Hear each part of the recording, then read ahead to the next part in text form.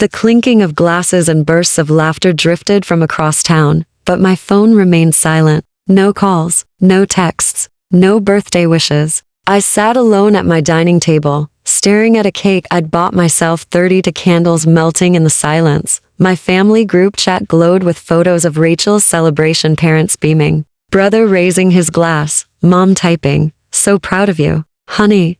Not one mention of me, not even a whisper. It was my birthday.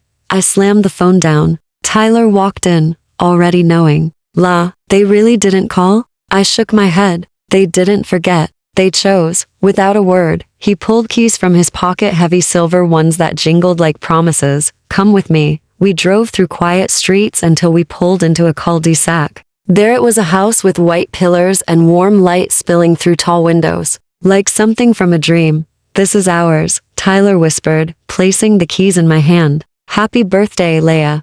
I stepped onto the porch, heart pounding. The door creaked open to reveal high ceilings and endless possibilities. Tyler recorded as I touched the frame, tears streaming, not of sadness, but hope. He uploaded the clip, her first step into our new life. "Happy birthday, love." Within minutes, my phone exploded with family messages. "You didn't tell us about the house? Why weren't we invited?" This makes Rachel look bad. But for once, I wasn't crying from pain. I was smiling because they finally noticed. Not because they cared, but because I no longer needed them to. The next morning, they came. Mom, Dad, Rachel, and Mark walked into my home like they owned it, judging, criticizing, demanding explanations. I stood tall. "This is my house. You weren't invited. But since you're here, let's get something straight. I don't owe you apologies or approval." Rachel sneered. "You always were jealous." "No," I said, stepping closer. "I envied the attention you got,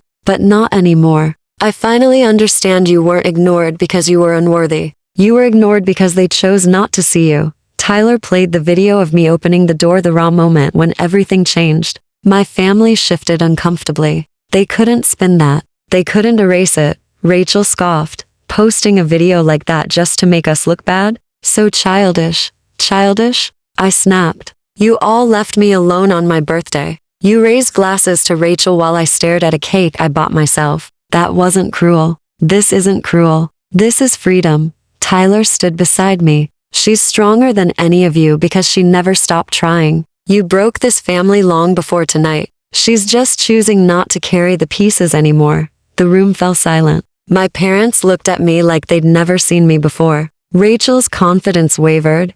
"You think this house is about you?" I continued. "It's not. It's about me finally choosing myself. For 32 years, I waited for your approval, your attention, your love. I made myself small, hoping one day you'd see me. But you never wanted to see me. You wanted me to stay beneath you." Mom's lips tightened. That's not true." "It is true," I said, tears of release flowing. "But it doesn't matter anymore, because I see myself now. I don't need your approval. This house isn't just wood and brick. It's freedom."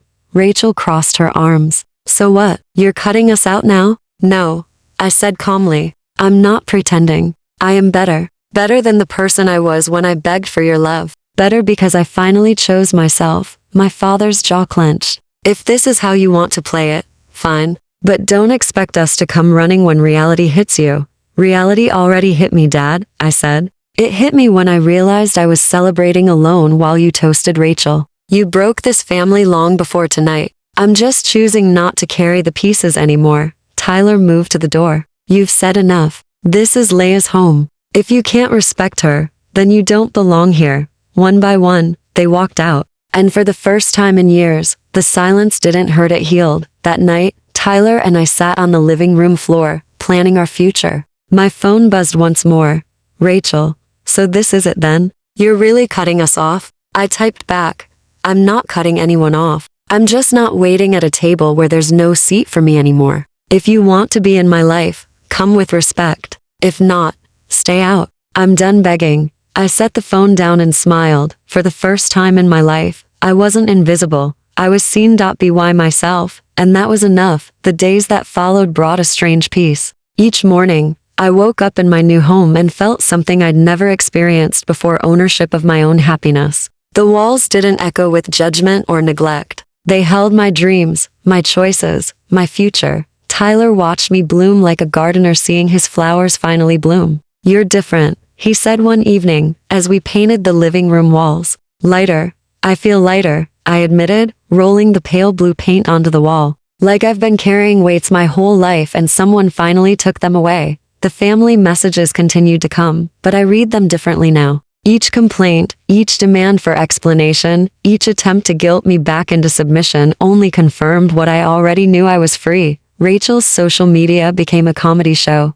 Posts about her latest achievements were always accompanied by subtle jabs at me, but her followers started noticing the pattern. Comments began appearing. "Where's Leia? Why don't you ever post about your sister? Families should support each other." Meanwhile, Tyler's video of me opening the house door had gone viral among our friends. People were moved by the raw emotion, the genuine joy, the transformation from broken to beautiful. "This is what real love looks like," someone commented. "She's finally home, not just in the house, but in herself." 3 weeks later, my mother called. Not to apologize, but to ask if I could help Rachel with something. I actually laughed. "Mom, you can't call me when it's convenient and ignore me when it's not. That's not how relationships work." "But we're family," she protested. "Yes, we are. Which means you get to be in my life on my terms now, not yours." The call ended with her crying, but I didn't feel guilty. I felt empowered. Months passed.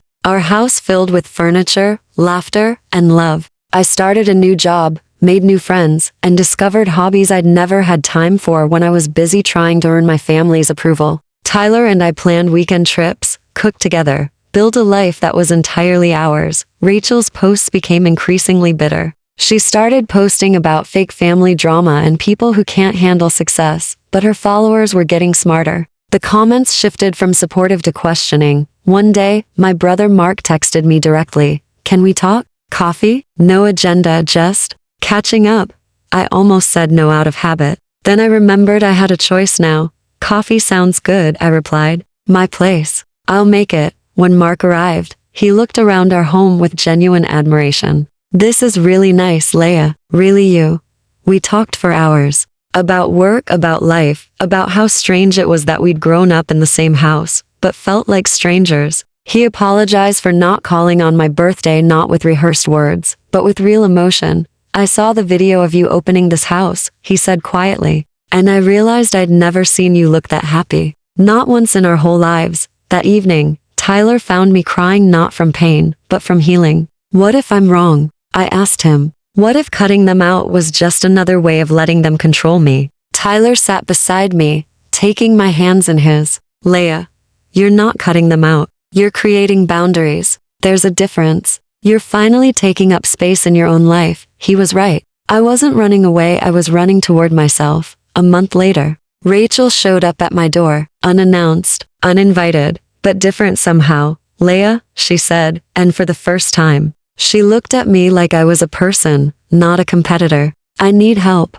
Dad's sick, and I don't know what to do." My first instinct was to close the door. My second was to remember that forgiveness doesn't mean forgetting. It means choosing peace over revenge. "Come in," I said. "Tell me what's happening." As we sat in my kitchen, drinking tea and talking about our father's health, I realized something profound. I wasn't helping her because I had to. I was helping her because I chose to. There was power in that difference. Dad recovered slowly. The family dynamics shifted subtly but permanently. They couldn't unsee the woman I'd become, and I couldn't unknow the strength I'd discovered. On my next birthday, the group chat lit up with messages. "Happy birthday, Leia. Hope your day is wonderful. Love you." I smiled, not because I needed their wishes, but because I was finally getting them from people who mattered, including myself. Tyler appeared beside me with a small cake, one candle this time, not 32. "Happy birthday, love. Ready for your 33?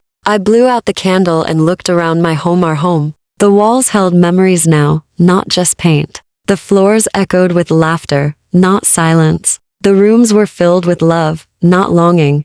"I'm more than ready," I said, taking his hand. "I'm finally home."